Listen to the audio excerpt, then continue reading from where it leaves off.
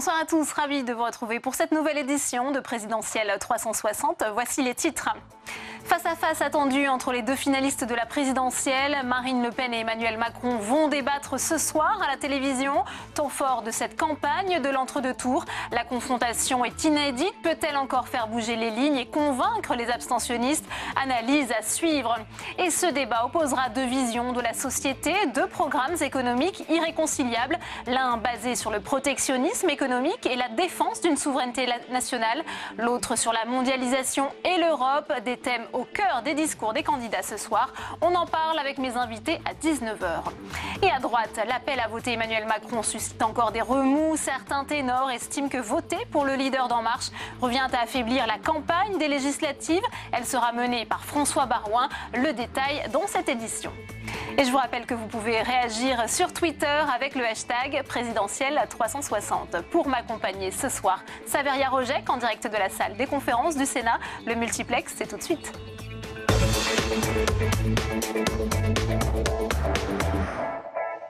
Un duel à haut risque, cette joute cathodique, aussi inédite qu'attendue, va pour la première fois mettre aux prises deux candidats non issus des partis traditionnels. Après de multiples tractations, Marine Le Pen et Emmanuel Macron ont accepté des plans de coupe. Les enjeux de ce débat avec Héloïse Grégoire.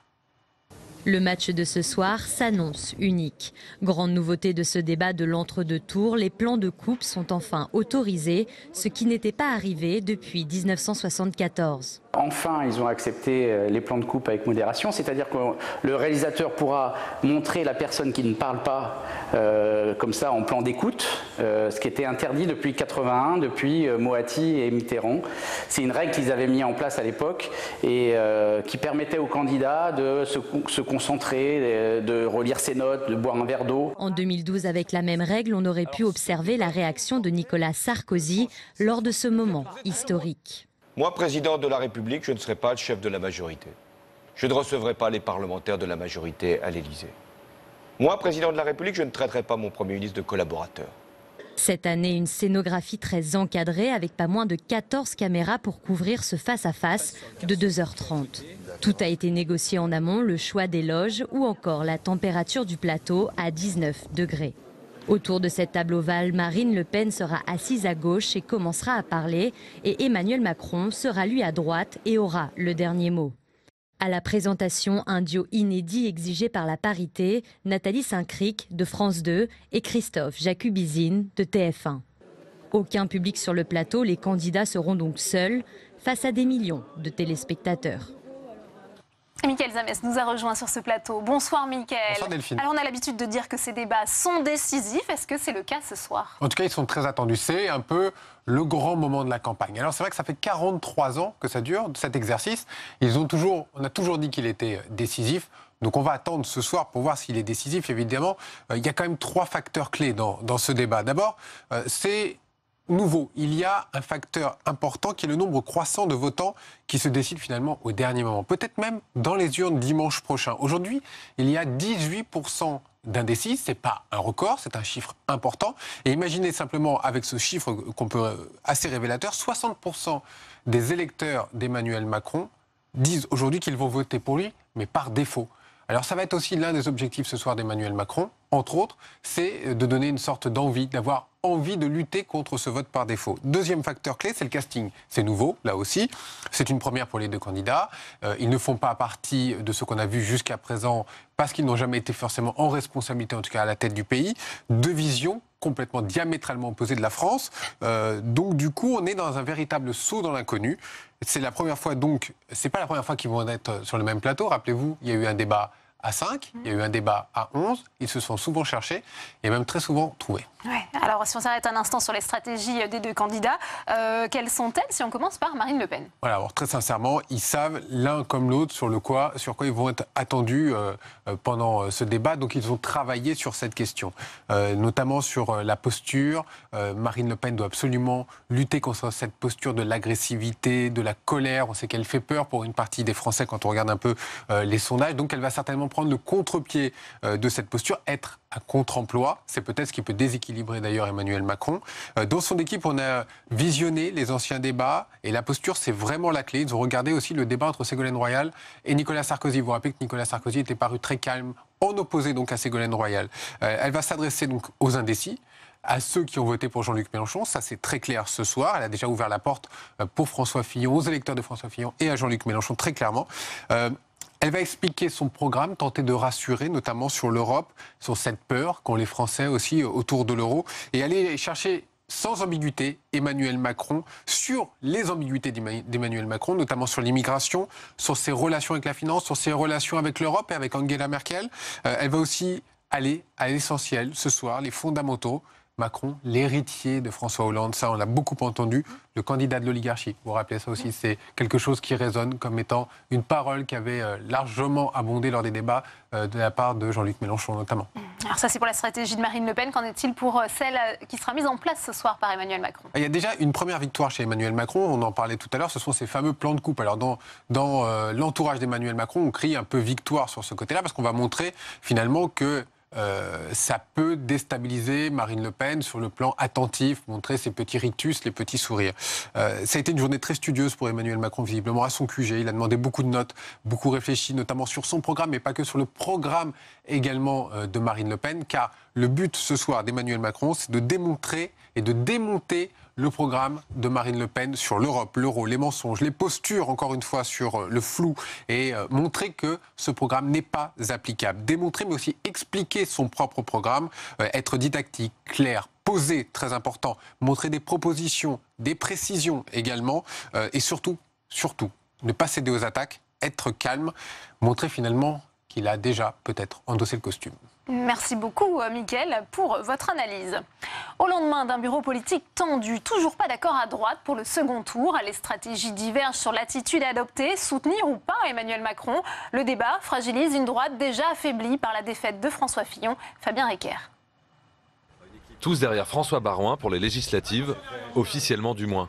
Car si l'objectif est une majorité de droite en juin prochain pour un gouvernement de cohabitation, l'unité est de façade chez les Républicains, au point que ce matin l'ancien ministre a dû insister, pas de coalition avec En Marche. Tous ceux qui se rapprochent de Le Pen avant seront exclus, tous ceux qui se rapprochent du Front National pour législative après. J'ajoute que tous ceux qui se rapprocheront de Macron avant législative seront exactement dans le même tarif. Entre les partisans d'une droite dure comme Laurent Wauquiez, qui avait refusé toute consigne de vote au deuxième tour et dit respecter le vote blanc, et les juppéistes sensibles au charme d'Emmanuel Macron, la famille LR apparaît une fois de plus divisée. Un bulletin blanc n'a jamais et ne sera jamais président de la République. Et donc, que ça nous plaise ou non, il faudra bien choisir celui que par conviction, nous préférons voir à la tête de l'État français pendant 5 ans. Symbole de ces dissensions, pas plus tard qu'hier soir, le bureau politique échouait de nouveau à formuler un appel explicite à voter pour le candidat d'En Marche au second tour. À la sortie, la sénatrice Fabienne Keller, soutien d'Alain Juppé, ne cachait pas sa déception. Tout le monde n'a pas la même sensibilité et ce clivage apparaît clairement au sein des Républicains. Comme pour la gauche, y a-t-il désormais deux droites irréconciliables? Un projet législatif confié à Éric Woerth tentera de les réconcilier afin d'empêcher l'implosion du parti avant les législatives. Et on retrouve tout de suite Saveria Rojek en direct de la salle des conférences du Sénat pour une première réaction dans Présidentielle 360. Vous êtes avec Jean-Baptiste Lemoyne, sénateur LR, qui a rejoint le staff d'Emmanuel Macron. Bonjour Jean-Baptiste Lemoyne. Bonjour. Alors une réaction alors que François Baroin menace d'exclusion ceux qui seraient tentés par une alliance, un rapprochement avec Emmanuel Macron. Est-ce qu'il se trompe lourdement? Est-ce que vous appelez au contraire vos anciens collègues des Républicains à vous rejoindre autour d'un grand bloc progressiste?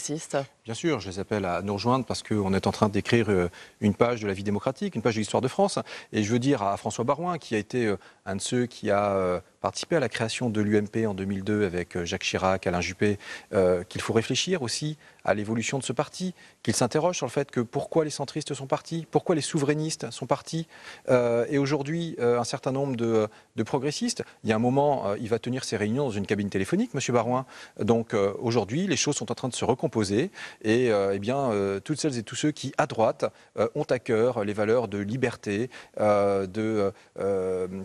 d'Europe, tout simplement également de dialogue social, de progressisme, eh bien ils ont leur place dans cette grande maison qu'est en train de construire Emmanuel Macron. Et je peux vous dire que le vote qui a eu lieu il y a une semaine est en lui-même historique, que le parti héritier du fondateur de la Ve République ne soit même pas qualifié, ça en dit long. Alors laissons ces incantations et ces volontés d'exclusion à ce qu'elles sont.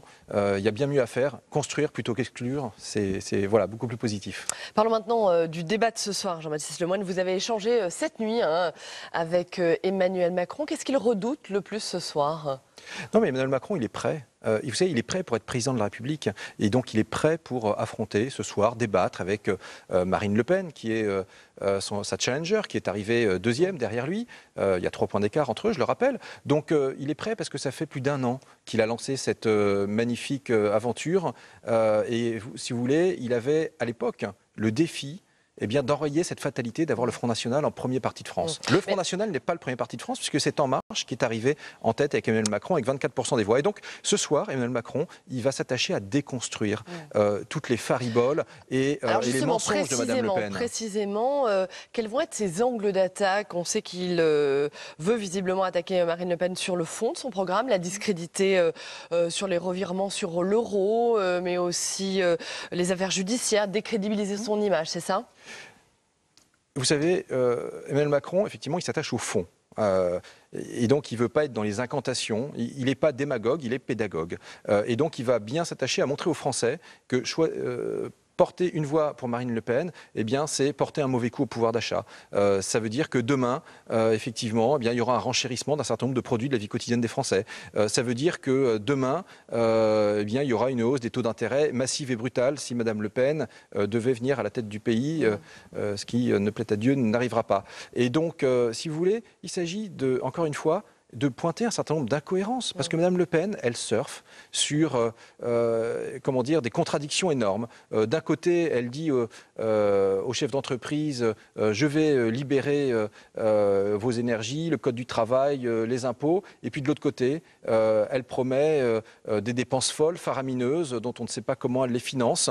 Et donc tout cela prépare des lendemains qui déchantent pour les électeurs qui, par dépit, ont envie d'envoyer tout valdinguer et de voter pour Mme Le Pen. Et donc Emmanuel Macron, ce qu'il souhaite, c'est reconquérir ses électeurs qui en ont assez. Et Emmanuel Macron porte cette envie d'alternance, de double alternance, avec le quinquennat qui s'achève et avec les 20 dernières années où, droite et gauche ont échoué, il faut le dire. Est-ce que le défi pour Emmanuel Macron ce soir, c'est pas aussi également de susciter l'engouement, l'adhésion et non la résignation ? On sait que c'est le cas de beaucoup d'électeurs de droite qui en fait se résolvent à voter dimanche Emmanuel Macron, mais ce n'est pas un vote d'adhésion. Comment on suscite l'engouement ? 2 choses. L'engouement, vous savez, sur le terrain, je le vois. Les équipes d'Emmanuel Macron, les équipes d'En Marche, elles sont très présentes, elles sont pimpantes, elles sont gaies, elles donnent envie d'aller conquérir, d'avoir une France conquérante, réconciliée avec elle-même. Et par ailleurs, on comprend qu'il y ait des orphelins de François Fillon, des orphelins de Benoît Hamon, des orphelins de Jean-Luc Mélenchon, mais je les incite à regarder le projet d'Emmanuel Macron parce qu'ils ont tous une bonne raison d'y trouver, des raisons d'espérer, que ce soit sur le régalien, que ce soit sur l'école. Bref, il y a une opportunité formidable pour relancer notre pays. Merci Jean-Baptiste Lemoyne, merci beaucoup. Merci. Merci Saveria pour cette première réaction. On continue l'analyse de cette campagne d'entre-deux tours avec vous. Tam Tran Nui, bonsoir. Tous les jours, vous passez au crible les propositions des candidats. On va s'intéresser ce soir à la réforme des retraites proposée par Emmanuel Macron. On l'écoute d'ailleurs tout de suite. Je ne modifie pas l'âge de départ à la retraite durant le quinquennat. Je ne modifie pas non plus les règles, et pour les retraités, et pour nos concitoyens qui sont à 5 ans du départ à la retraite. Mais progressivement, je mets en place un système beaucoup plus juste et transparent, où chaque euro cotisé donne lieu aux mêmes droits. Ce qui veut dire que vous êtes journaliste, vous êtes fonctionnaire, vous êtes commerçant, artisan, vous êtes agriculteur, vous êtes ouvrier. Eh bien, 1 euro cotisé donne lieu aux mêmes droits. Quel est donc, Tam, ce nouveau système que propose Emmanuel Macron? Alors déjà, on va commencer par ce qui ne change pas dans ce nouveau système, c'est que ça reste un système de retraite par répartition, c'est-à-dire que les salariés continuent de cotiser pour les retraités actuels, pour les pensions des retraités actuels. On n'est pas dans un système par capitalisation où l'on cotise pour sa future retraite.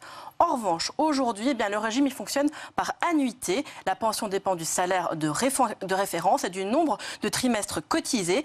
Et là, eh bien, effectivement, le candidat d'En Marche propose une véritable révolution. Il propose une version sophistiquée de la retraite par points. C'est-à-dire que chaque salarié va accumuler un capital virtuel en fonction de ses cotisations qui se trouve sur un compte qui est augmenté un peu chaque année, un peu comme un compte épargne. Et à la liquidation, eh bien, le compte eh bien, devient une rente annuelle. En quoi est-ce que c'est plus juste et plus transparent, ce système, Tam? Eh bien, parce qu'Emmanuel Macron, par ce système, en termine en fait avec les différences entre le public, où la retraite est calculée à partir du salaire des 6 derniers mois, le privé, où la retraite est, elle, basée sur les 25 meilleures années, ou même les indépendants. Et c'est d'ailleurs pour ça qu'il parle d'un système universel de retraite, où, je le cite, 1 euro cotisé donne droit aux mêmes droits, quels que soient les parcours et les statuts. En tout cas, ça ne devrait pas du tout plaire aux salariés du public qui ont aujourd'hui le système le plus favorable. Va-t-il arriver aux régimes spéciaux de retraite? Eh bien là, l'idée, c'est de les faire disparaître progressivement, mais tout de même, c'est le grand flou. On ne sait pas à quel rythme. Et apparemment, il y a même certains régimes spéciaux de retraite qui vont continuer à exister. L'économiste Jean Pisani-Ferry, en charge du programme d'Emmanuel Macron, a été interrogé sur l'avenir des régimes spéciaux de retraite de la SNCF ou encore de la RATP. Et là, il a déclaré qu'une entreprise publique pourra surcotiser pour permettre à certains salariés de partir plus tôt à la retraite, si c'est nécessaire.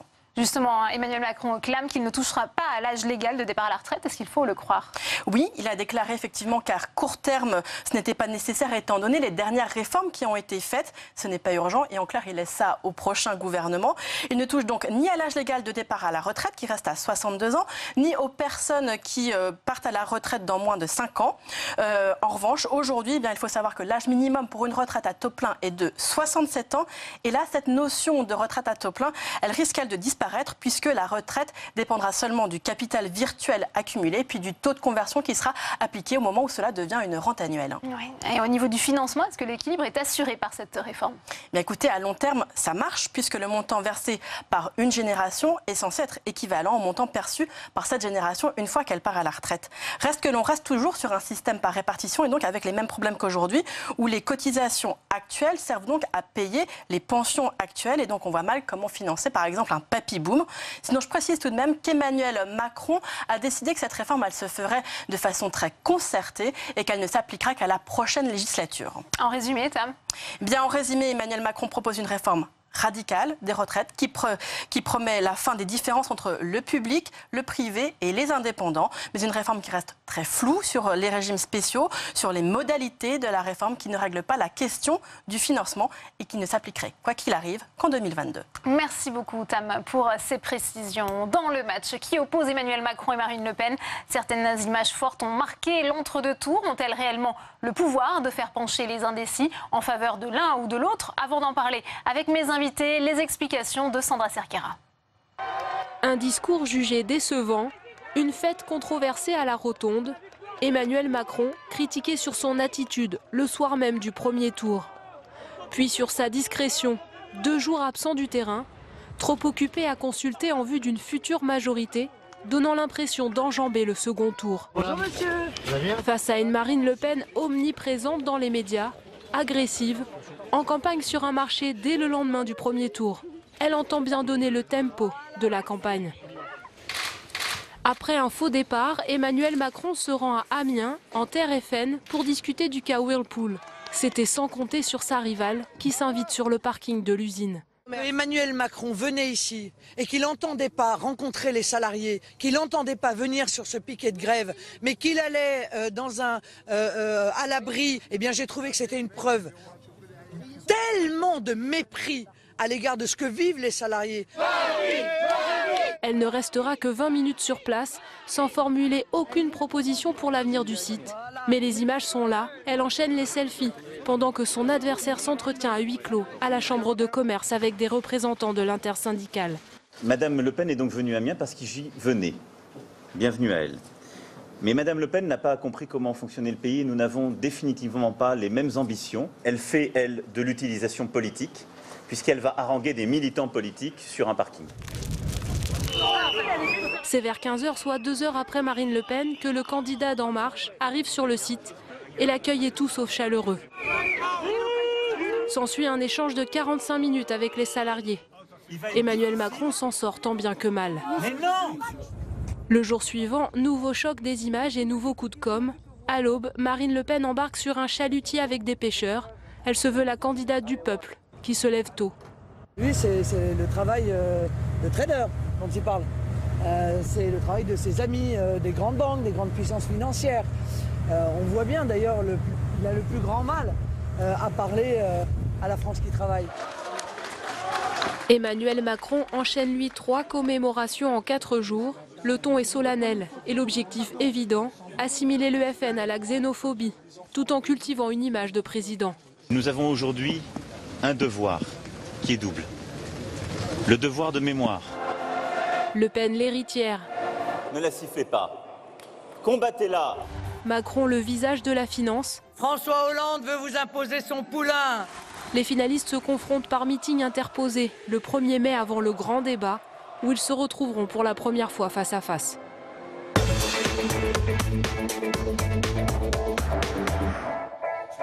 Et mes invités sur ce plateau, Cécile Alduy, bonsoir. Vous êtes chercheuse associée au CEVIPOF à Sciences Po, professeure de littérature à Stanford et vous êtes l'auteur de Ce qu'ils disent vraiment, les politiques prises au mot des éditions Le Seuil. Merci d'être avec nous. J'accueille également Gérard Courtois, bonsoir, éditorialiste au Monde, auteur de Parti de campagne, la saga des élections présidentielles aux éditions Perrin. Merci d'avoir accepté notre invitation. Vincent Martini est également sur ce plateau, bonsoir. Maître de conférence à l'école polytechnique, vous êtes chercheur associé au CEVIPOF, auteur de Dire la France, culture et identité nationale aux presses de Sciences Po. Et puis Jean Garrigue, bonsoir. Vous êtes historien, professeur à l'Université d'Orléans, à Sciences Po Paris, auteur de Élysée Circus, une histoire drôle et cruelle des présidentielles aux éditions Talendier. Cécile Alduy, on voit cette campagne qui est marquée par la bataille des images avec cette séquence, notamment à Whirlpool. Cela revient à dire qu'il y a 2 visions très opposées de la société. C'est ce qui va être en jeu ce soir, celle de la souverainiste contre l'européen, de la candidate du peuple contre le candidat de l'oligarchie. C'est comme ça que Marine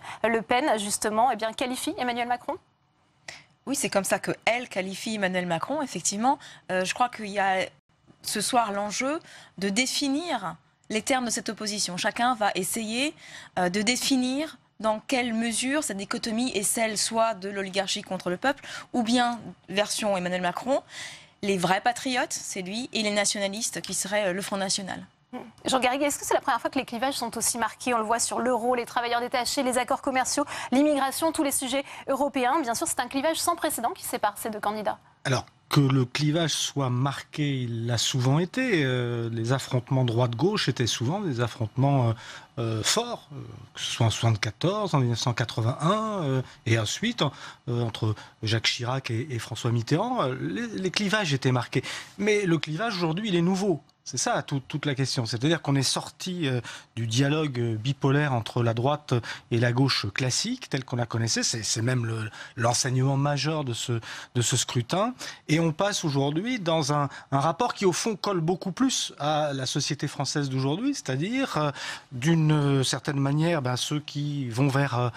ceux qui s'accommodent de la mondialisation, qui essayent en tout cas de l'accommoder avec le socle de l'État-providence, et j'y insiste, parce que Macron ne nous propose pas d'aller vers la société du grand capital. Il a dit, c'est pas une mondialisation heureuse, c'est juste un positionnement juste de la France. Et de l'autre côté, une candidate qui se fait le porte-parole d'une France qui souffre objectivement, c'est-à-dire de ceux qui sont les déshérités, les laissés pour compte de la croissance. On retrouve un petit peu un dialogue politique qui avait existé dans les années 50 entre Pierre Mendès France, toute proportion gardée, et de l'autre côté le poujadisme, Pierre Poujade, qui représentait aussi une France malheureuse à cette époque.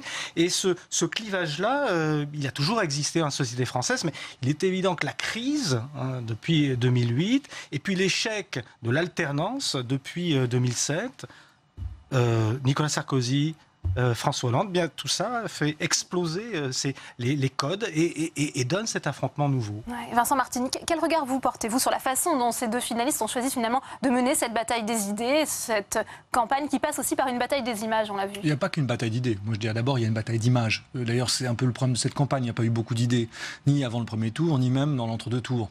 On se bat sur des images. Je crois que les deux ont accepté justement la dichotomie dont on parlait tout à l'heure entre la France ouverte et la France fermée, ou en tout cas une France repliée sur la question de la souveraineté et une autre qui revendique d'être ouverte. Et je crois que là-dedans, il y a un piège politique à long terme, à mon avis, pour Emmanuel Macron, s'il venait à remporter cette élection présidentielle, si on accepte une dichotomie parfaite entre d'un côté ceux qui seraient les libéraux, les cosmopolites, donc incapables d'enracinement, et de l'autre les nationalistes ou les patriotes qui, eux, seraient attachés à un terroir et donc aussi incapables d'avoir un lien avec l'extérieur, d'avoir une ouverture vers l'extérieur. Il peut sortir de ce piège ce soir par un discours Il va falloir qu'il soit meilleur que ce qu'il a été jusqu'à présent, en fait. La difficulté, c'est qu'il incarne un peu jusqu'à la perfection ce système de France ouverte parce qu'il veut forcer le clivage. Donc ça marche encore entre les deux tours, mais c'est juste après que ça va se jouer. Ouais. Gérard Courtois, dans votre ouvrage, on voit bien qu'il y a ces 9 campagnes présidentielles qui ont marqué la vie politique depuis 50 ans. Cette saga que vous vivez aux premières loges, notamment depuis 90, on a dit que cette campagne-là était particulièrement inédite. Est-ce qu'elle est réellement au regard des campagnes précédentes ? Ah oui, elle est très inédite à tous égards. Alors, on va faire l'inventaire de toutes les surprises. C'est le coup de théâtre permanent depuis, non seulement sur la campagne, mais en plus on a rajouté des primaires à droite, à gauche, et chacune des primaires a été l'objet a débouché sur une surprise. Je vais juste garder 2 ou 3 différences essentielles qui, à mon avis, pèsent sur le climat et sur la dramaturgie de cette campagne. Première différence, le président sortant ne se représente pas. Bon, voilà, c'est la première fois et ça prive, me semble-t-il, le débat d'une espèce de socle de réalité. On est pour, on est contre, on le critique, on le défend, mais voilà, il y a des chiffres. Ça a déstabilisé tout le système, c'est ce que vous dites. Moi, je pense que ça a donné libre cours à ce que j'appellerais la pensée magique, poliment, pour ne pas dire la démagogie.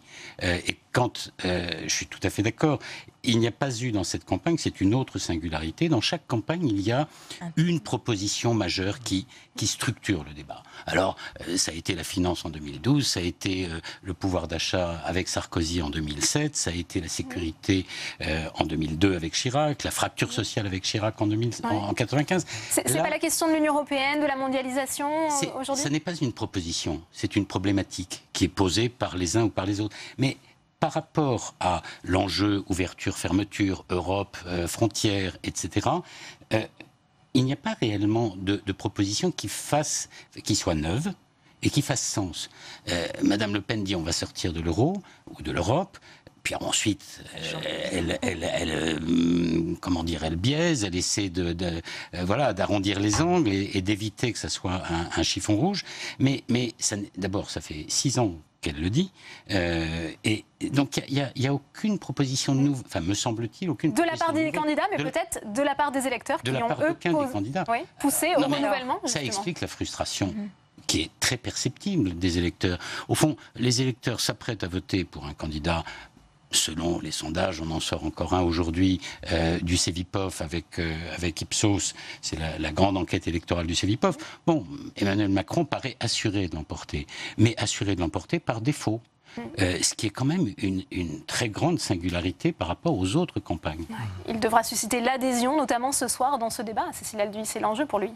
Alors, l'adhésion, déjà, les votes, ce serait déjà pas mal, mais je voudrais revenir sur ce qui a été dit, parce que c'est vrai qu'aucune idée phare, aucune mesure nouvelle n'a émergé, alors qu'on avait prédit que cette campagne serait sur la sécurité et sur l'immigration. Et il faut quand même souligner aussi l'échec de Marine Le Pen elle-même à structurer cette campagne autour de ses thèmes favoris.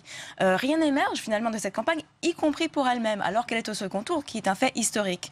Et inversement, les électeurs, quand on les interroge, et dans la même étude du Cevipof, je crois, on leur demande quels sont les enjeux de cette campagne. Et les 2 principaux enjeux, c'est premièrement le pouvoir d'achat, deuxièmement l'immigration. Or, chacun des candidats a des mesures pour l'un ou pour l'autre, mais pas les deux. C'est-à-dire que la société, elle est clivée sur des demandes différentes. Certaines...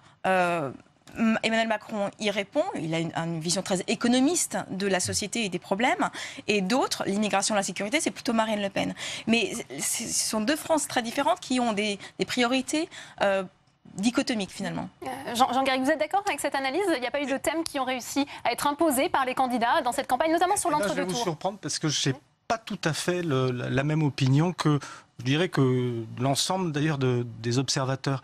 Moi, je considère au contraire que cette élection a été, depuis les primaires, l'occasion de développer un certain nombre d'idées qui transgressent ce qu'a été jusqu'à présent le débat politique, que ce soit le revenu universel d'existence lancé par Benoît Hamon, que ce soit l'écosocialisme développé par Hamon et par Mélenchon, dont on retrouve même des traces chez Emmanuel Macron, que ce soit la tentative d'Emmanuel Macron de constituer ce que finalement François Bayrou demandait depuis 2002, c'est-à-dire un rassemblement ni à droite et à gauche, ou plutôt et à droite et à gauche, que ça soit d'ailleurs la transgression majeure de Marine Le Pen sur la sortie de l'euro. Il y a eu beaucoup de choses qui ont été dites et des choses qui sont vraiment des ruptures par rapport au train-train, j'allais dire, au train-train politique qu'on a connu depuis des années. En revanche, le problème, c'est que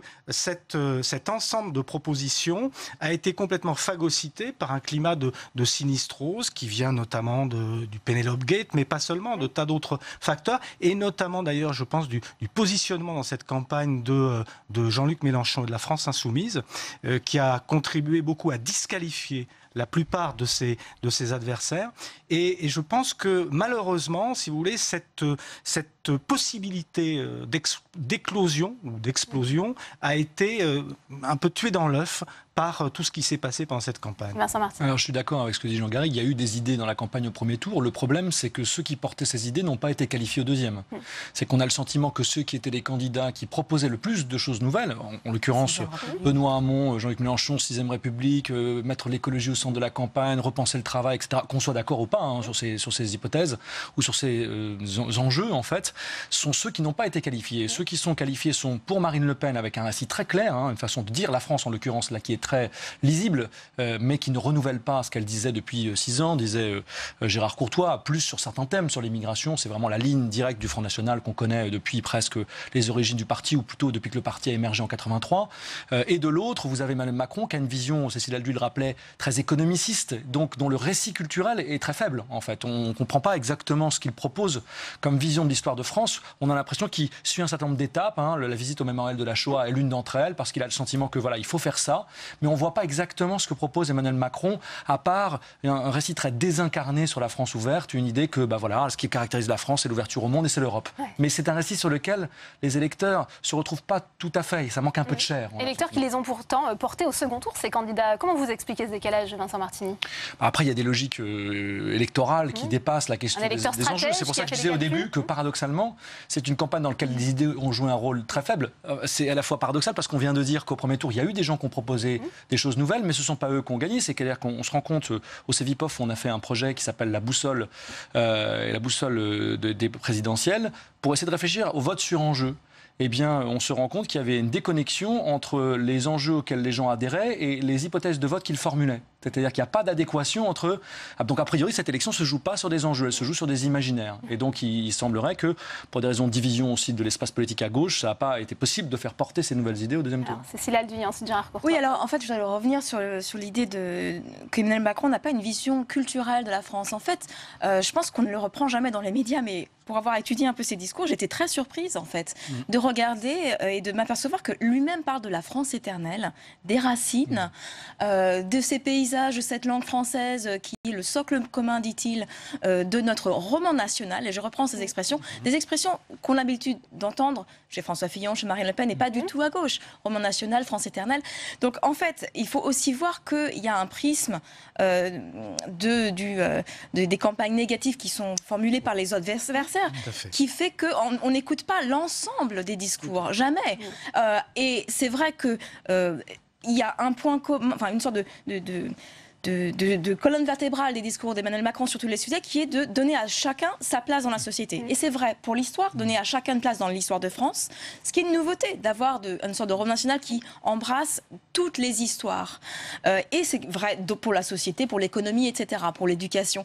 Donc, c'est-à-dire qu'au lieu d'avoir une idée phare qui serait une mesure, le revenu universel, il a un concept, donner à chacun sa place dans la société. Et peut-être qu'il n'a pas la formule un peu plus synthétique qui permettrait d'en faire une thématique porteuse.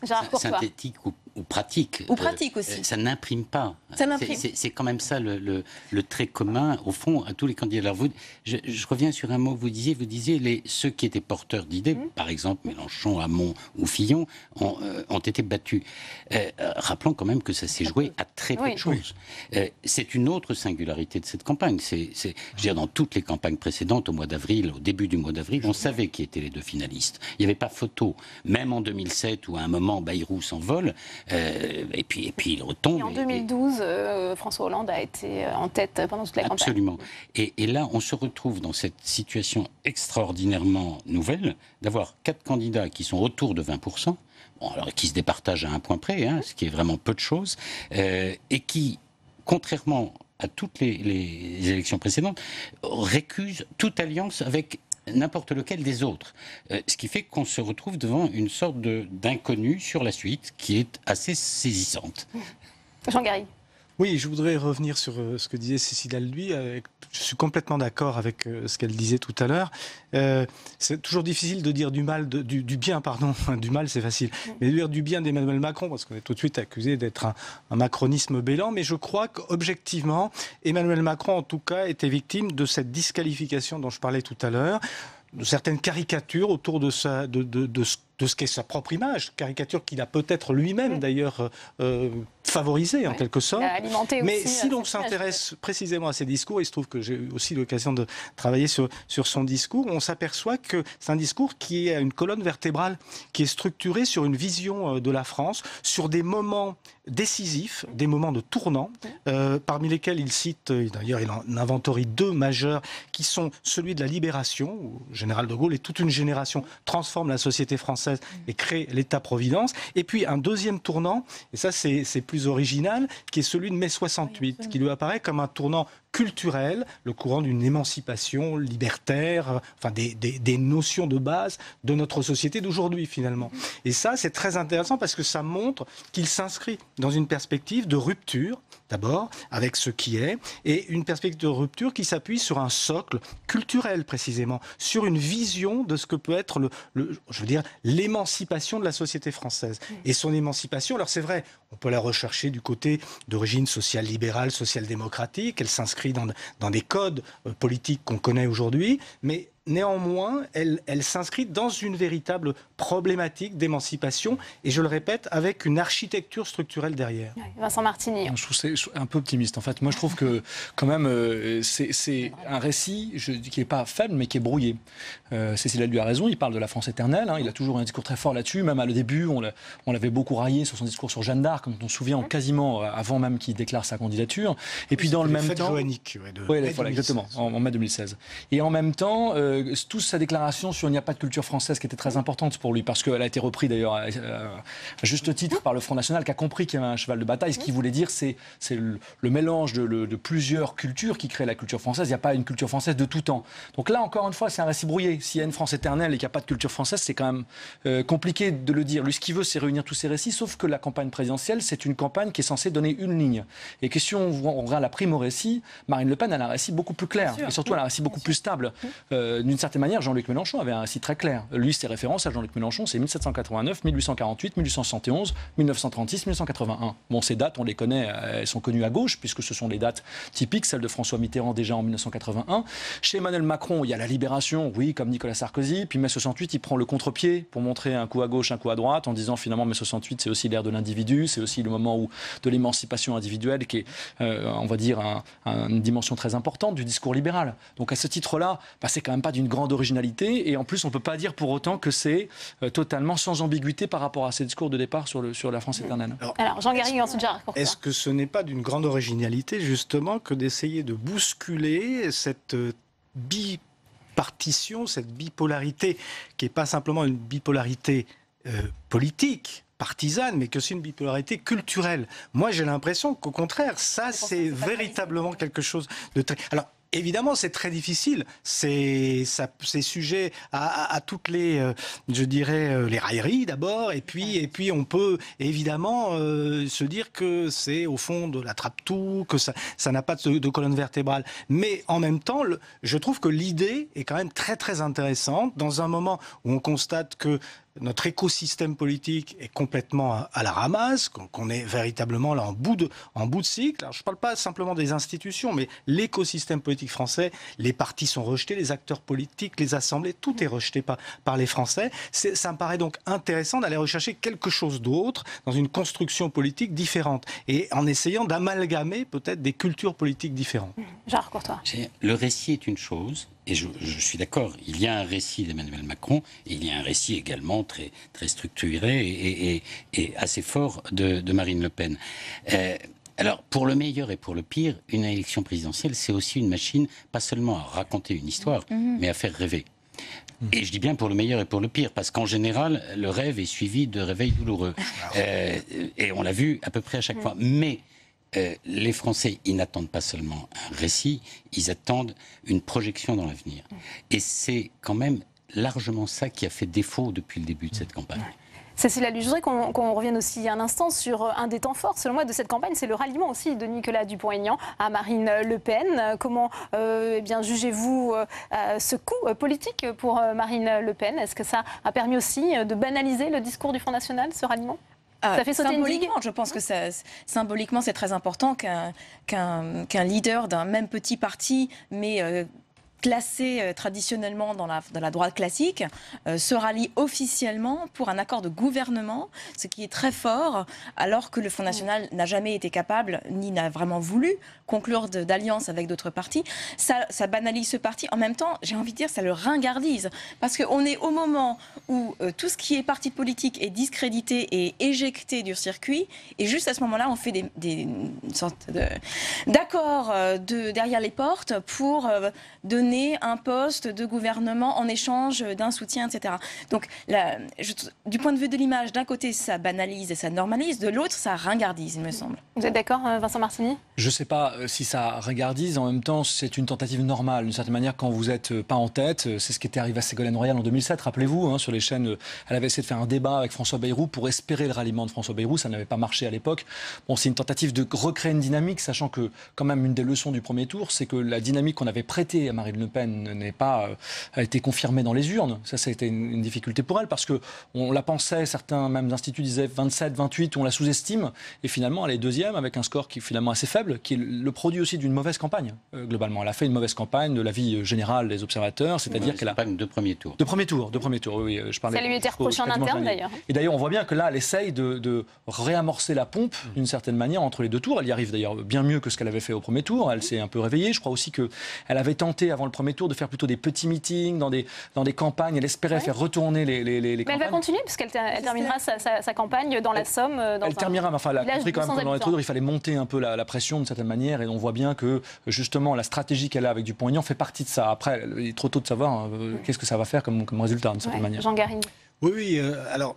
C'est vrai qu'on le disait tout à l'heure, la force de Marine Le Pen, c'est sa cohérence par rapport à son projet de repli identitaire et par rapport à l'Europe, etc. Il y a une cohérence. Et c'est vrai que l'alliance avec Nicolas Dupont-Aignan, elle fait un peu sauter cette image de cohérence, puisque elle entre dans une alliance avec quelqu'un qui ne partage pas totalement les mêmes idées. Par exemple, sur la retraite à 60 ans, il y a des choses très différentes. Et on a bien vu de quelle manière ça faisait exploser le programme de Marine Le Pen, puisque, notamment sur la sortie de l'euro, ça a complètement changé le paradigme de son programme, et que, au fond, le financement de son programme, qui reposait précisément sur cette idée de la sortie de l'euro, lui aussi est disqualifié par cette alliance. Mais c'est vrai aussi, comme le disait Vincent, c'est que cette alliance, elle était nécessaire dans la perspective. En tout cas, c'est une bonne opération électorale en vue d'un second tour.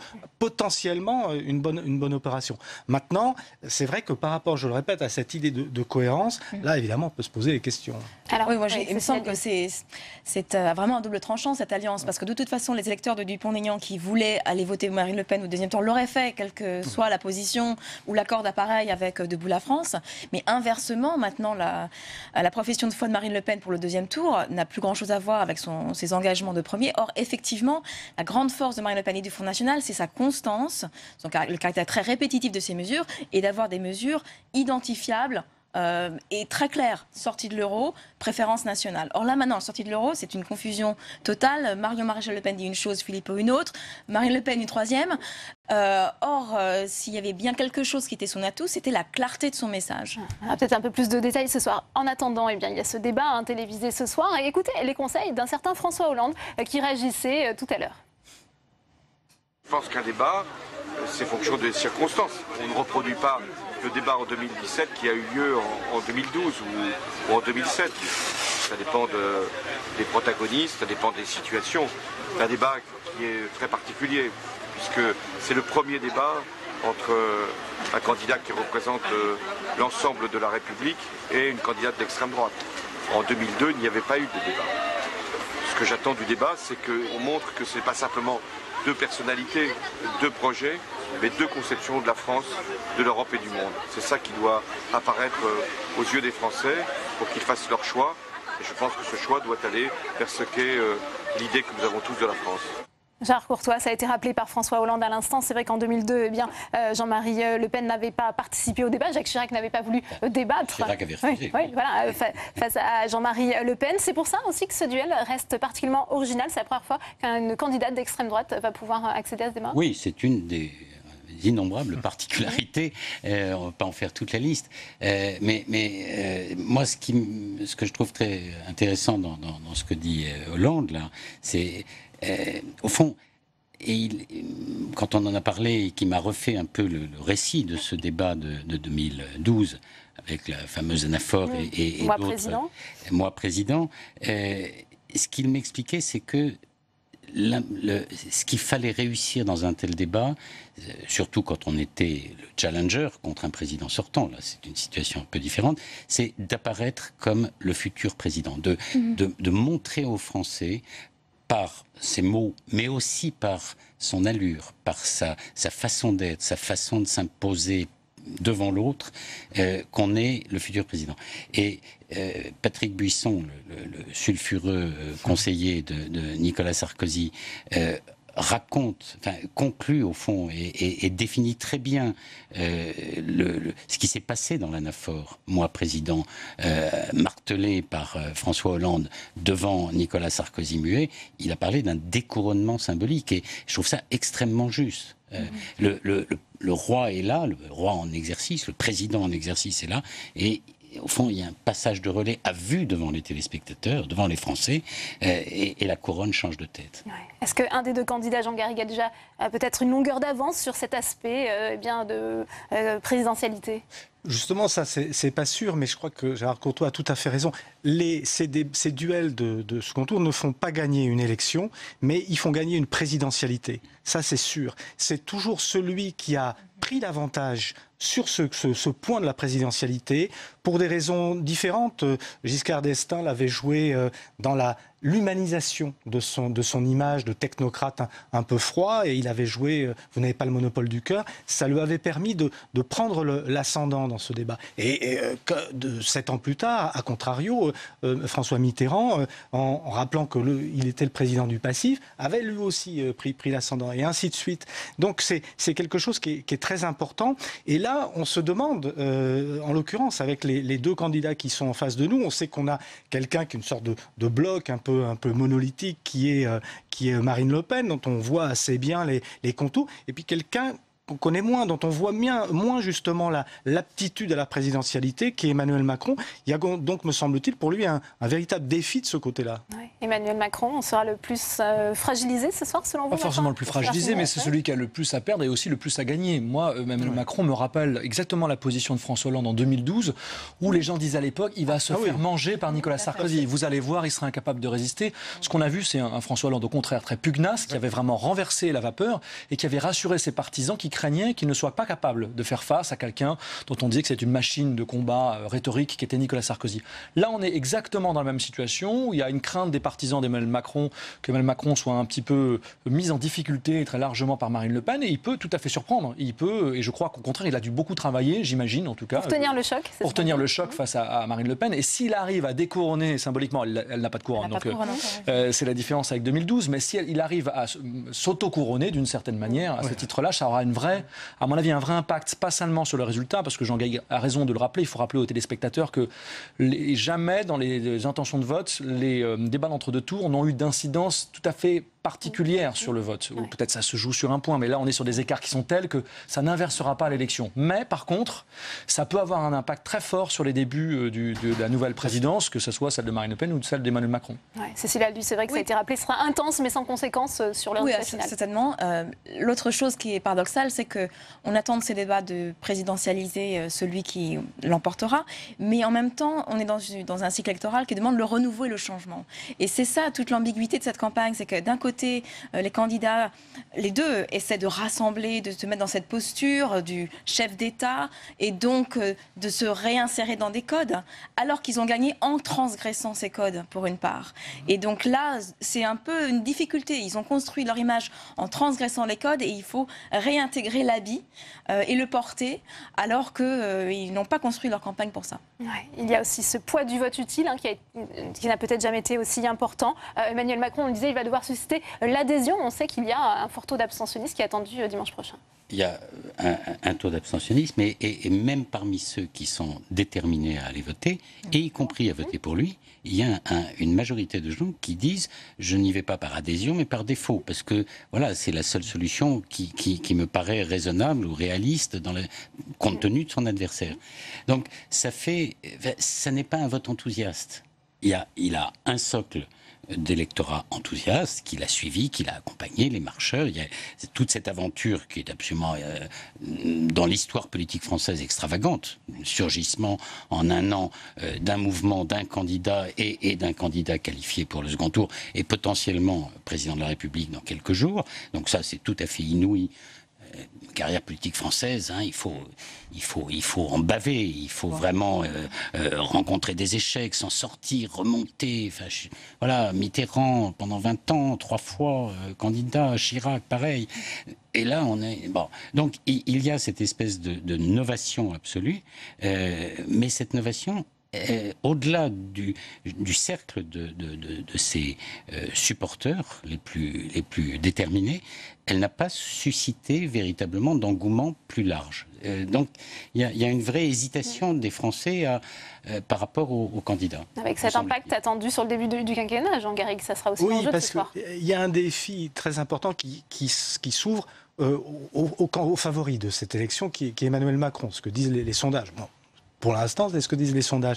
Mais son défi, c'est précisément de séduire, enfin, ce qu'on disait à l'époque, intégrer les masses populaires, le peuple souffrant, les couches les plus déshéritées de la société française, n'adhèrent pas au macronisme, et elles sont du côté de Marine Le Pen, soit du côté de Jean-Luc Mélenchon. Donc là, il y a un défi énorme. Et ce défi, d'ailleurs, commence ce soir. Ouais. Et jusqu'à présent, il n'a pas infléchi son discours, justement, envers cette ni son image, parce qu'il aurait pu avoir essayé de jouer un peu plus l'humilité. Il a essayé à Whirlpool, c'était un peu sa séquence à la fois empathique. Après la séquence rotonde qui avait un peu refroidi beaucoup de gens.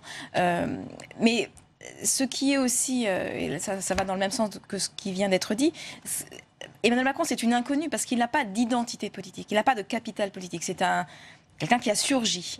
Or, effectivement, tous les hommes politiques se forgent une identité au fil des ans, des batailles, qui structurent le sens de leur personnalité pour le public. Or, Emmanuel Macron, il est évanescent pour tout le monde. Ses fans l'adulent, mais c'est un point d'interrogation, c'est un mystère. D'ailleurs, moi, ce qui m'a vraiment marqué dans cette campagne, c'est que Macron, avant d'être un candidat, c'était un mot, c'était un signe qui venait tout le temps dans les discussions des autres, des commentateurs, même s'il n'avait rien fait. Et maintenant, il se trouve qu'il est le favori, et donc il est peut-être même demain président. Or, personne ne sait vraiment qui il est. C'est vraiment une énigme. Il y a quand même une dimension assez frappante de cette élection aussi. Gérard Courtois disait tout à l'heure que dans chaque élection, il faut un peu de rêve. Les spécialistes de la démocratie disent en général, il y a un cycle en démocratie, illusion-déception. Il faut une illusion et puis le lendemain, on est déçu. Là, on est dans un cycle où il n'y a même plus d'illusion. C'est-à-dire que les gens s'apprêtent déjà à être déçus. Ce qui va avoir un impact sur ce qu'on appelle l'état de grâce, qui avait déjà été très, très limité pour François Hollande. Et on peut imaginer qu'il va durer 24 heures pour Emmanuel Macron. On va l'attendre immédiatement. Parce que, comme le disait Cécile Alduy, au-delà des cercles très restreints de ses supporters, il ne suscite pas l'adhésion, ce que disait aussi Gérard Courtois, ne suscite pas l'adhésion du grand public. Et je crois qu'un des enjeux du débat de ce soir, ça va être pour Emmanuel Macron, sa capacité quand même un peu à incarner un idéal qui va au-delà de lui-même et qui va au-delà même de mots-clés qui sont un peu des mots valises auxquels on est habitué aussi depuis Jacques Chirac, ces mots qui tournent un peu à vie de république, de démocratie, de liberté, etc. etc. Et il a totalement loupé le coche le soir du premier tour. Complètement, oui. En ne trouvant pas les mots qui le mettent à la hauteur de l'enjeu. Il en a fait une affaire personnelle, quasi familiale presque, et là, il est vraiment passé à côté de l'enjeu. Et juste, citation de François Mitterrand le soir du premier tour de 1981 contre Giscard d'Estaing, sa déclaration est très simple. Le combat continue, que personne ne relâche son effort. Emmanuel Macron aurait dit ça le 23 avril au soir, tout le monde aurait dit « Waouh, bravo !» Alors que Jean Garrigue, Marine Le Pen a plutôt réussi sa campagne d'entre-deux tours, c'est ce que vous dites? Oui, c'est sûr qu'elle, apparemment, ça a mieux fonctionné pour elle parce qu'elle a été, je le répète, dans une sorte de cohérence. Et puis qu'elle a réussi ce rapt sur le Dupont-Aignan et Debout la France. Maintenant, au fond, le véritable enjeu, il n'est pas là parce que on sait déjà ce qu'elle représente, Marine Le Pen. Le véritable enjeu, il porte sur Emmanuel Macron et sur ce qu'Emmanuel Macron, aujourd'hui, peut offrir, peut apporter dans la perspective non seulement des élections législatives, de quelle majorité autour de lui, et puis surtout de cet enjeu majeur, je le répète, j'y reviens, qui est d'aller vers les catégories qui ne se reconnaissent pas dans cette mondialisation heureuse. Et ça, c'est son pari, c'est très important. Il ne suffira pas du récit, parce que ce qui est très intéressant aussi avec Emmanuel Macron, c'est cette idée assumer la complexité des choses. Oui, je pense que intellectuellement c'est une idée très intéressante, mais c'est pas forcément une idée qui va. Pour conclure rapidement, Vincent Martini. C'est un peu la problématique aussi de Marine Le Pen dans ce débat, parce qu'on a parlé beaucoup de ce que Emmanuel Macron peut gagner. Marine Le Pen, elle ne surprendra pas. C'est-à-dire qu'elle peut apparaître, je veux dire, très convaincante, elle peut être un bulldozer comme on la connaît, elle peut être même essayer d'écraser Emmanuel Macron, mais par contre, c'est difficile pour elle d'apporter des idées totalement nouvelles. Les gens ont une image très fixe de Marine Le Pen. Donc ceux qui sont déjà convaincus resteront convaincus. Peut-être qu'elle peut grappiller des voix en plus, mais il sera très difficile pour elle de surprendre. Donc d'une certaine manière, la position d'Emmanuel Macron, c'est là où il a le plus à perdre, mais c'est aussi là où il a le plus à gagner. Et donc à ce titre-là, ça ouvre un débat qui va être, pour ça, passionnant en tout cas. Eh bien, merci à tous les quatre d'être venus en parler. Le débat sera d'ailleurs à suivre sur les chaînes parlementaires à partir de 19h. On continue d'analyser cette campagne et on voit les répercussions à présent sur la droite, les Républicains, au lendemain d'un bureau politique. Écoutez la réaction du sénateur Philippe Dominati qui était tout à l'heure au micro de Saveria Rojek. Bonjour Philippe Dominati. Bonjour. Alors depuis hier, les Républicains ont un leader pour mener la bataille des législatives. C'est bien évidemment François Baroin. Mais avec quel programme vont-ils mener cette bataille? Est-ce que c'est celui de François Fillon? Non, il sera légèrement modifié, d'après ce que j'ai compris. D'abord, c'est un bon leader. C'est un homme qui peut établir le consensus dans notre famille politique. Et deuxièmement, répondre à des sujets contemporains qui préoccupent tous les Français. Le programme va être légèrement modifié, d'après ce que j'ai compris, pour tenir compte de quelques observations, notamment dans le domaine économique. C'est-à-dire C'est-à-dire pour l'atténuer un peu, pour le rendre plus compatible. Adouci, assoupli ce programme, c'est ça? Oui, moi je reconnais que personnellement le programme de François Fillon me convenait parce que je pense que nous devons prendre des mesures plus radicales sur le plan de l'économie, aller plus vite, être plus réformateurs, mais nous devons tenir compte de la réalité du terrain. Pour l'instant, nous ne sommes pas, je dirais, en mesure d'imposer un programme aussi austère. Mais est-ce que vous savez précisément sur quel point il va être assoupli, ce programme? Je crois qu'il va répondre à certaines demandes qui ont semblé trop difficiles à mettre en œuvre. Il fallait une présidence forte, ce n'est pas le cas. Philippe Dominati, François Baroin a dit ce matin que tous ceux qui se rapprocheraient d'Emmanuel Macron seraient exclus des Républicains. Est-ce que vous êtes d'accord avec cette posture ?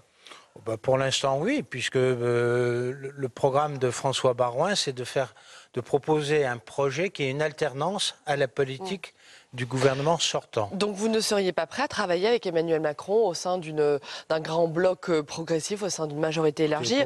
Christian Estrosi, ce matin encore, déclarait que c'était une question de responsabilité de ne pas laisser la France en panne pendant 5 ans. Non. Quelle est votre position là-dessus? Non, mais ça dépend de quoi on parle. On ne connaît pas encore le projet gouvernemental du prochain président de la République. On ne connaît pas ni le Premier ministre, ni les personnes chargées de le mettre en œuvre. On ne sait pas si on peut avoir confiance ou pas confiance. Nous avons confiance dans notre projet, parce qu'on y a travaillé pendant longtemps. C'est vrai qu'il y a eu, je dirais, un dysfonctionnement dans la campagne. Pour autant, le projet, on le connaît tous, le nôtre. Et donc, on a envie de pouvoir l'appliquer. Et pour l'appliquer, on va essayer de convaincre les Français de nous faire confiance dans l'élection législative. Et après les législatives, on verra. Mais en tout cas, pour l'instant, il n'est pas question de cohabiter avec qui que ce soit. Alors, il est question de mettre en œuvre notre projet. Si au lendemain des législatives, ou même avant cela, des poids lourds de votre majorité, comme Xavier Bertrand ou encore Christian Estrosi, quittent les Républicains, ou en tout cas pour se rapprocher, dans une future majorité présidentielle, pour se rapprocher d'Emmanuel Macron, est-ce que ça ne fait pas exploser le parti? Qu'est-ce qu'il reste des Républicains si ces poids lourds-là quittent le parti? Vous savez, moi, je ne suis pas un homme de parti. Je me tiens assez loin de l'appareil. L'appareil a montré ses déficiences. Elles ont été nombreuses ces derniers temps. Ce n'est pas que la responsabilité ou l'échec d'un homme, les présidentielles. C'est l'échec d'une formation politique qui n'a pas su se moderniser pendant au cours des dernières années, où on a laissé prospérer un certain nombre d'écuries. Donc l'anathème, je crois qu'il est dès le lendemain oublié. Ça n'a pas de sens aujourd'hui. Il faut songer plutôt à la reconstruction de ce parti et de mon parti politique. Un mot pour finir très rapidement sur le débat de ce soir. Est-ce que vous attendez d'Emmanuel Macron, est-ce que vous lui demandez de parler à l'électorat de droite qui s'apprête dimanche à voter pour lui? Est-ce que vous lui demandez des garanties, par exemple, sur le pacte républicain? Non, il n'y a pas de garantie à demander. Personne n'est en mesure d'exiger des garanties, des conditions particulières. Non, mais Emmanuel Macron, ce soir, doit parler aussi à votre électorat? Je vais l'écouter ce soir, comme beaucoup de Français, et je ferai connaître dès demain mon engagement et mon opinion pour avoir un engagement responsable pour le second tour de l'élection présidentielle. Et il me semble qu'effectivement, on n'a pas trop le choix, nous, dans notre famille politique, et que très probablement, sauf surprise ce soir, j'appellerai à voter pour le candidat Macron. Très bien, merci beaucoup. Sans que c'était pour autant mon candidat de cœur. Merci, merci Philippe Dominetti d'avoir répondu à nos questions, merci. De rien, au revoir. Voilà pour cet entretien enregistré un peu plus tôt cet après-midi. Il est 19h, toujours en direct sur Public Sénat. Tout de suite, le rappel des titres. Face à face attendu entre les deux finalistes de la présidentielle, Marine Le Pen et Emmanuel Macron vont débattre ce soir à la télévision. Temps fort de cette campagne de l'entre-deux tours, la confrontation est inédite, mais peut-elle encore faire bouger les lignes et convaincre les abstentionnistes? L'analyse à suivre. Et ce débat opposera deux visions de la société, deux programmes économiques irréconciliables, l'un basé sur le protectionnisme économique et la défense d'une souveraineté nationale, l'autre sur la mondialisation et l'Europe, des thèmes au cœur des discours des candidats ce soir. On en parle avec mes invités dans un instant. Et à droite, l'appel à voter Emmanuel Macron suscite encore des remous. Vous venez de l'entendre, certains ténors estiment que voter pour le leader d'En Marche revient à affaiblir la campagne des législatives. Elle sera menée par François Baroin. Le détail dans cette édition. Et pour réagir à cette édition en direct sur Twitter, le hashtag présidentiel 360. Je vous le disais, c'est un duel à haut risque. Cette joute cathodique qui est aussi inédite qu'attendue ce soir va pour la première fois mettre aux prises deux candidats non issus des partis traditionnels. Alors après de multiples tractations, Marine Le Pen et Emmanuel Macron ont accepté des plans de coupe. Les derniers préparatifs avec Héloïse Grégoire. Le match de ce soir s'annonce unique. Grande nouveauté de ce débat de l'entre-deux tours, les plans de coupe sont enfin autorisés, ce qui n'était pas arrivé depuis 1974. Enfin, ils ont accepté les plans de coupe avec modération, c'est-à-dire que le réalisateur pourra montrer la personne qui ne parle pas comme ça en plan d'écoute, ce qui était interdit depuis 81, depuis Moatti et Mitterrand. C'est une règle qu'ils avaient mis en place à l'époque et qui permettait aux candidats de se concentrer, de relire ses notes, de boire un verre d'eau. En 2012, avec la même règle, on aurait pu observer la réaction de Nicolas Sarkozy lors de ce moment historique. Moi, président de la République, je ne serai pas le chef de la majorité. Je ne recevrai pas les parlementaires de la majorité à l'Élysée. Moi, président de la République, je ne traiterai pas mon Premier ministre de collaborateur. Cette année, une scénographie très encadrée avec pas moins de 14 caméras pour couvrir ce face-à-face de 2h30. Tout a été négocié en amont, le choix des loges ou encore la température du plateau à 19 degrés. Autour de cette table ovale, Marine Le Pen sera assise à gauche et commencera à parler, et Emmanuel Macron sera lui à droite et aura le dernier mot. À la présentation, un duo inédit exigé par la parité, Nathalie Saint-Cric de France 2 et Christophe Jacubizine de TF1. Aucun public sur le plateau, les candidats seront donc seuls face à des millions de téléspectateurs. Et ce débat promet d'être une confrontation, je le disais, entre deux visions opposées de la société, de programmes économiques à l'opposé. Alors avant d'en parler avec mes invités, retour sur les propositions des candidats avec Olivier Cressé. Si un point oppose les programmes des deux candidats à l'élection présidentielle, c'est bien celui-ci, l'Europe. Renforcement côté Macron, désengagement côté Le Pen, la question cristallise leur opposition fondamentale. L'euro tout d'abord. Le programme du Front National offre sur ce point une mesure radicale, le rétablissement d'une monnaie nationale. Cette mesure s'accompagnerait de la possibilité pour l'État de se financer directement auprès de la Banque de France afin d'éviter la pression des marchés financiers. Eh bien moi je dis qu'il faut que nous ayons la maîtrise de notre monnaie. A noter que depuis quelques jours, Marine Le Pen a quelque peu infléchi son discours en évoquant la coexistence possible d'une monnaie nationale et d'une monnaie commune. De son côté, Emmanuel Macron ne remet pas en cause les règles communes en matière budgétaire. Il propose de renforcer sa capacité d'action en dotant la zone euro d'un budget commun qui financerait des investissements et servirait en cas de crise économique. Il demande aussi un ministre des Finances et un Parlement de la zone euro. La volonté qui est la mienne, c'est vraiment d'aller plus loin sur justement cette Europe plus intégrée, sur ces coopérations renforcées. Le libre-échange ensuite. Pour Marine Le Pen, hostile aux grands accords commerciaux comme le CETA ou le TAFTA, il s'agit de protéger les frontières nationales en réintroduisant les droits de douane.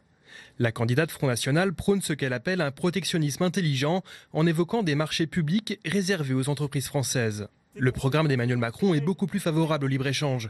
Le candidat de la France En Marche a toutefois quelque peu infléchi son discours lors de sa dernière prise de parole. Sur le sujet du CETA, j'entends les incertitudes. Ce que je déciderai sur ce point, c'est de nommer une commission d'experts, de scientifiques irréprochables, dénués de tout lien avec les lobbies comme les industriels, pour dire ce qu'il en est exactement des conséquences environnementales. Il suggère également de créer un poste de procureur commercial européen chargé du contrôle de l'application des engagements en matière sociale, environnementale et fiscale.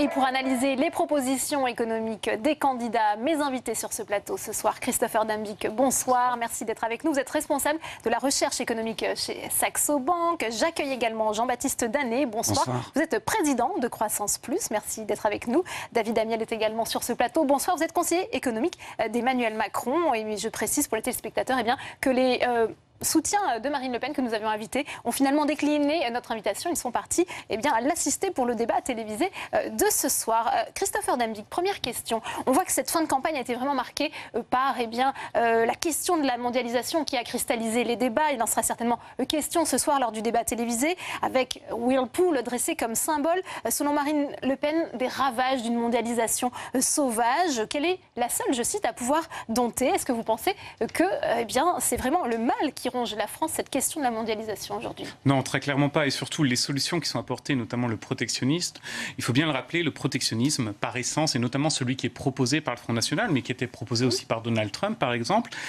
c'est à la base un impôt qui va être payé par le consommateur, et des études ont notamment été menées de manière très intéressante aux États-Unis. Parmi ces consommateurs, lesquels vont être les plus susceptibles d'avoir une baisse du pouvoir d'achat, ce sont ceux qui sont les plus défavorisés. Donc clairement, le protectionnisme aujourd'hui n'est pas la bonne réponse, notamment en augmentant par exemple les taxes sur les importations provenant de certains pays. Taxe de 3% à l'importation, voilà. C'est la proposition de Marine Le Pen. Mais elle parle d'un protectionnisme intelligent. On peut faire du protectionnisme intelligent, selon vous, Christopher Dambik? On peut tout à fait fait considérer qu'il y a certains secteurs d'activité stratégiques ou par exemple certains domaines dans les startups qui doivent être plus protégés de la concurrence étrangère.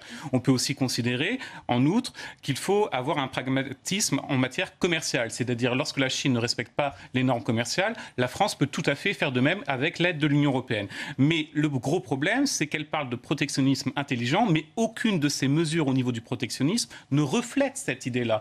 On est sur un protectionnisme qui, excusez-moi, rappelle surtout les années 30. On essaye soi-disant de protéger les emplois français de la délocalisation, ce qui n'est pas la bonne solution avec ce qu'elle propose. Ouais. Jean-Baptiste Danet, ça peut être pourtant légitime de vouloir défendre nos intérêts nationaux dans cette mondialisation qui fait peur aux Français.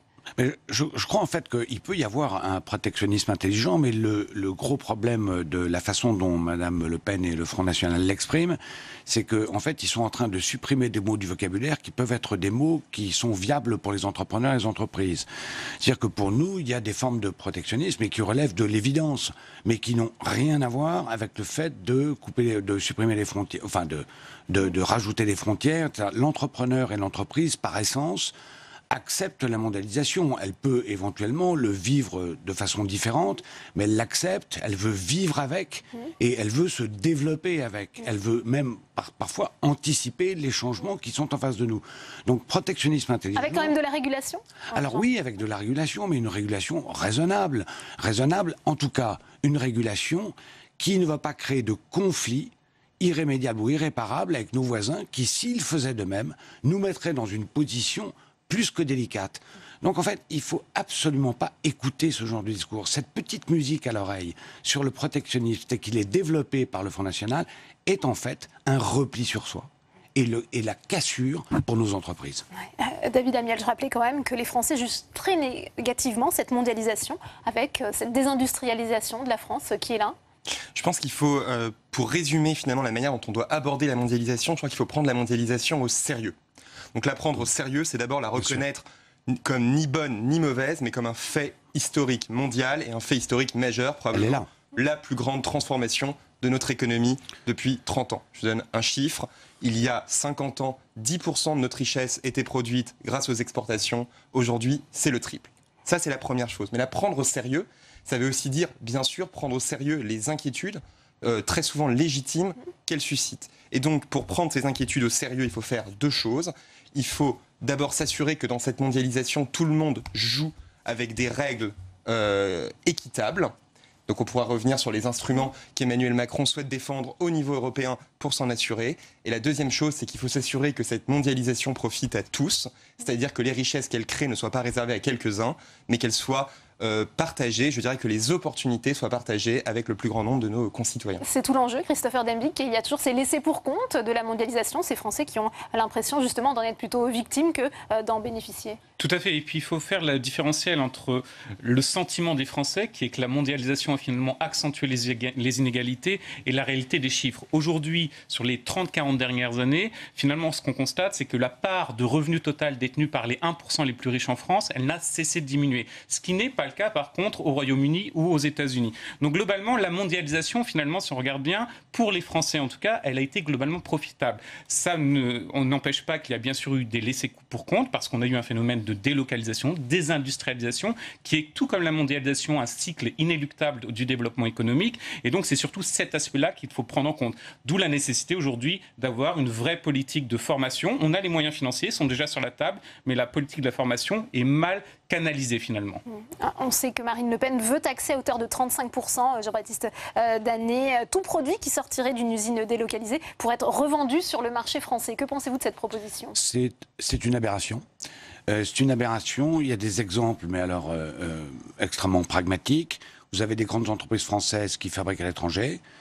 Ces grandes entreprises françaises, parfois, fabriquent à l'étranger des produits de grande nécessité, ou en tout cas des produits dont les Français ont besoin, ou même ont envie, et que si ces produits revenaient taxés, ça reviendrait à pénaliser les entreprises françaises.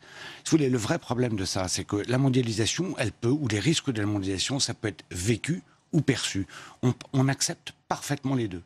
La seule différence, c'est que nous, chez Croissance Plus, on considère qu'un des critères, c'est la répartition des fruits de la croissance. C'est-à-dire que je crois que nous, entreprises, et on n'a pas besoin du programme du Front National pour ça, et on doit prendre nos responsabilités. On doit dire maintenant que l'entreprise est au cœur de la problématique sociétale. Elle doit prendre ses responsabilités et expliquer aux salariés et aux collaborateurs qu'ensemble, nous allons démontrer que la mondialisation, le train a déjà quitté le quai et que nous sommes forcés de nous adapter. Ouais. David Amiel, dans ce contexte, il y a effectivement cette question européenne qui sera certainement au centre du débat ce soir. Est-ce que vous pensez que cette élection présidentielle va se transformer en référendum pour ou contre l'Europe ? Écoutez, référendum pour ou contre l'Europe, je ne sais pas. Ce qui est certain, c'est qu'il y a une opposition, je dirais, polaire entre le projet d'Emmanuel Macron, qui est un projet qui s'appuie sur l'Europe comme d'une arme pour défendre aussi les intérêts de la France et les intérêts des Français dans la mondialisation, et celui de Marine Le Pen, que nous considérons comme finalement une capitulation, c'est-à-dire de dire que nous ne pouvons pas utiliser le levier européen pour peser. Je pense qu'il faut être très clair là-dessus. Nous sommes aujourd'hui dans un monde de grande puissance. Nous avons la Chine qui utilise sans vergogne ses armes commerciales contre nous. Emmanuel Macron s'est mobilisé au niveau européen pour lutter contre. C'était l'affaire du dumping sur l'acier chinois. Entre décembre 2015 et décembre 2016, grâce aux mesures qui ont été prises, les importations d'acier en provenance de Chine ont été divisées par 200. Donc nous avons un levier au niveau européen pour s'assurer que les règles du monde de demain, les règles de la mondialisation, ne sont pas écrites ni à Pékin ni à Washington, mais prennent en compte les intérêts des Européens. C'est la première chose. Ensuite, il y a une deuxième chose, c'est qu'il faut s'assurer non seulement que l'Europe fait respecter ses préférences dans la mondialisation, il faut aussi s'assurer qu'au sein de l'Europe, tous jouent finalement par les mêmes règles. Donc on est également très clair là-dessus, on pourra revenir sur chacun des dossiers. La première chose, c'est qu'il est intolérable qu'il y ait des abus, notamment de la directive travailleurs détachés. C'est pour cela qu'il faut la réviser. Donc Emmanuel Macron soutient cette révision. La deuxième redéfinition chose, des règles pour Emmanuel Macron, suppression de cette directive travailleurs détachés du côté de Marine Le Pen. Non, écoutez, la suppression de la directive travailleurs détachés, ce serait mettre en péril les centaines de milliers de travailleurs détachés français que nous avons à travers l'Europe. Il ne s'agit pas de la supprimer, il s'agit de s'assurer qu'à travail égal, on ait un salaire égal dans toute finalement la chaîne du travail détaché. Il s'agit aussi de s'assurer qu'il n'y a pas d'utilisation du travail détaché pour des tâches qui n'ont pas lieu d'être. C'est pour ça que nous proposons de réduire la durée possible du détachement de 2 ans à 1 an. Et la troisième chose, c'est de permettre une lutte beaucoup plus forte contre la fraude. Et c'est également un sujet qui devrait être abordé donc dans la révision de la directive. Ouais, sur ce point des travailleurs détachés, suppression de la directive ou redéfinition des règles du jeu, Christophe? Non, très clairement, redéfinition des règles du jeu. Et surtout, il faut souligner qu'il y a un point qui est extrêmement important. Effectivement, on a un taux de chômage qui est très élevé en France. Mais le fait est que lorsqu'on regarde notamment pour les organisations patronales, aujourd'hui, dans les emplois industriels, vous avez 1/3 de main-d'œuvre qui manque, d'après les entreprises dans le secteur industriel. Donc, indéniablement, ce qu'il faut bien vous comprendre, c'est qu'on a besoin aussi, dans certains secteurs d'activité, d'immigration, de main-d'œuvre étrangère, qui va permettre le développement économique. Tout simplement pour 2 raisons. Soit parce qu'en France, si on veut former ces personnes-là, ça va prendre beaucoup trop de temps. Soit tout simplement parce que pour certains emplois, il faut être très franc, les Français ne veulent pas les assurer parce qu'ils sont mal rémunérés, parce qu'ils sont douloureux, ou etc. Donc, dans tous les cas, je crois que mettre en avant cette directive des travailleurs détachés, je voyage très souvent en Pologne, et c'est un gros sujet là-bas justement, c'est un peu brandir un problème qui n'en est réellement pas un. Parce que concrètement, on a un problème de main-d'œuvre en France aujourd'hui, notamment sur certains emplois industriels. Ouais. Sur ce point, vous êtes d'accord avec ce qui vient d'être dit, Jean-Baptiste Daniel? Alors parfaitement, et je crois que ce bouc émissaire qui est brandi en ce moment sur l'Europe, je pense que c'est pas vraiment le sujet. Je crois que la question à regarder, elle est essentiellement également chez nous. Nous sommes 400 entreprises. On sait tous, même si c'est un sujet dialectiquement extrêmement complexe à manier, parce qu'on connaît les problèmes du chômage et même les problèmes sociétaux que ça pose. Il n'empêche que c'est vrai que nous cherchons à recruter parfois de façon très importante des gens que nous ne trouvons pas, des gens qui ne répondent pas. Deuxième chose, il ne faut pas confondre le problème de l'Europe et le problème effectivement de la concurrence entre pays européens, qu'elle soit mieux gérée, ça fait partie du programme d'Emmanuel Macron, bien sûr, mais surtout de dire que ça fait partie de nos erreurs fiscales des 10 dernières années. Je veux dire, à un moment, regardons en France le coût du travail, le coût pour les entreprises, la liberté d'embaucher, la liberté, revoir le code du travail et permettre... Mais est-ce que vous faites confiance à Emmanuel Macron, qui a été ministre de l'économie, justement, pour apporter les solutions que vous attendez? Alors, faire confiance, je crois que pardonnez-moi, mais je ne crois pas que c'est comme ça que je voudrais répondre à votre question. Si aujourd'hui vous me dites, est-ce que dans les deux candidats qui restent, c'est lui avec lequel vous avez envie de travailler, la réponse est clairement oui. Je me suis exprimé sur le sujet, nous sommes exprimés sur le sujet. Deuxièmement, force est de constater que sur les 2 dernières années, dans un gouvernement qui lui était a priori hostile, Emmanuel Macron est le seul qui ait eu le courage d'avoir et de mener des réformes d'envergure. Elles ne sont pas toutes allées au bout, mais ce sont des réformes d'envergure qui allaient dans le sens de l'entreprise. Troisièmement, nous considérons qu'Emmanuel Macron connaît l'entreprise, connaît les entrepreneurs. J'ai eu l'occasion de le rencontrer 1 ou 2 fois sur 2 ou 3 sujets à Bercy à l'époque. Il m'a semblé que c'était quelqu'un qui comprenait parfaitement nos problématiques.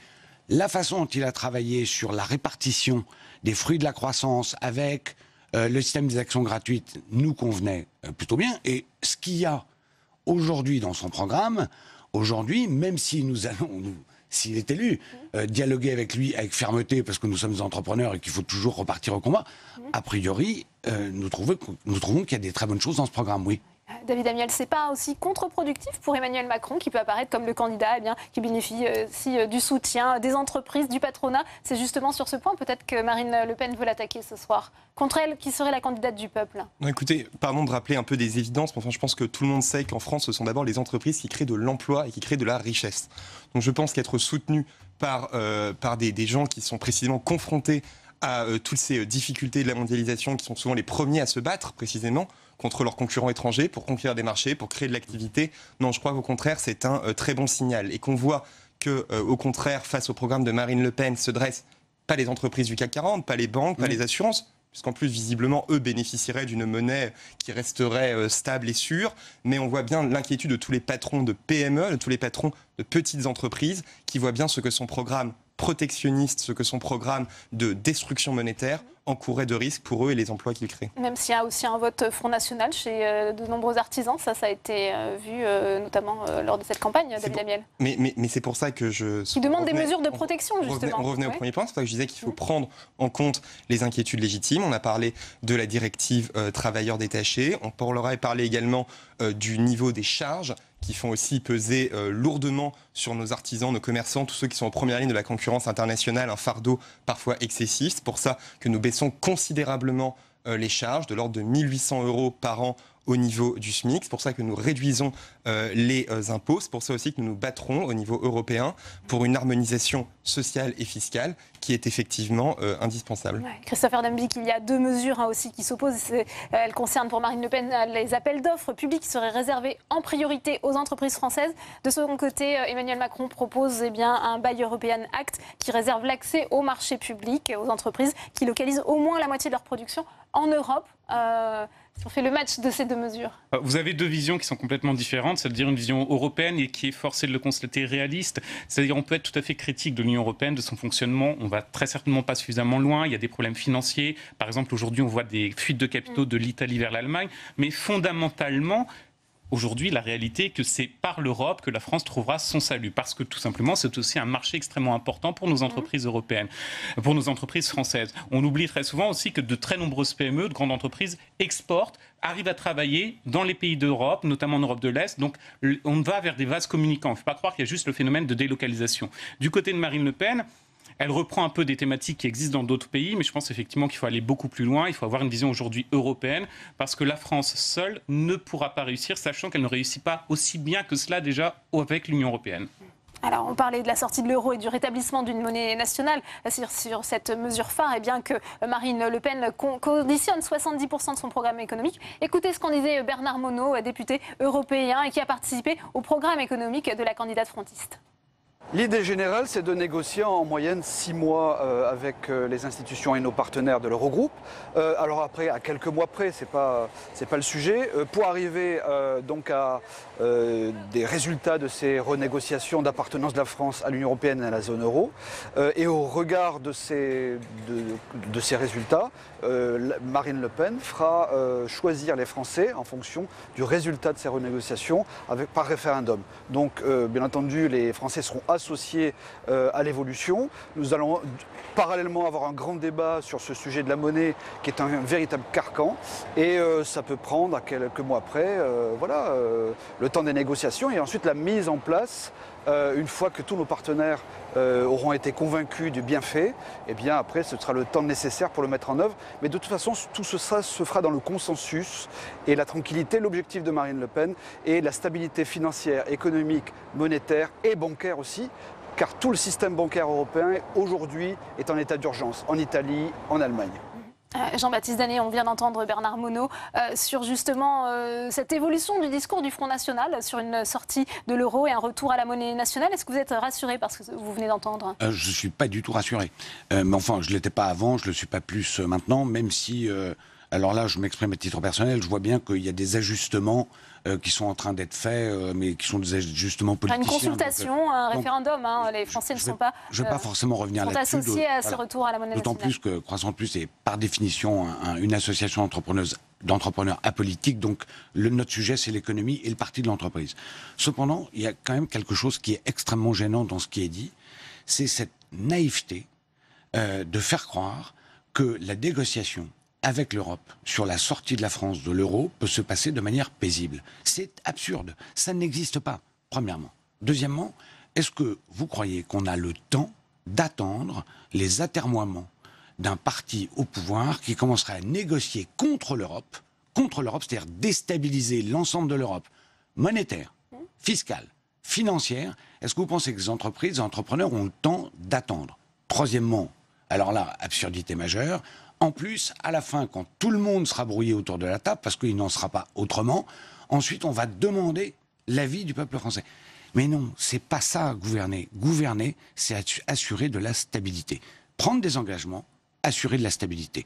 L'inverse de ce qui est proposé là. Donc nous sommes fondamentalement contre. D'ailleurs, c'est le préalable au fait que nous soyons contre. Ouais. David Amiel, il y a une évolution, je le disais, du discours du Front National sur cette sortie de l'euro qui serait davantage négociée, soumise à référendum.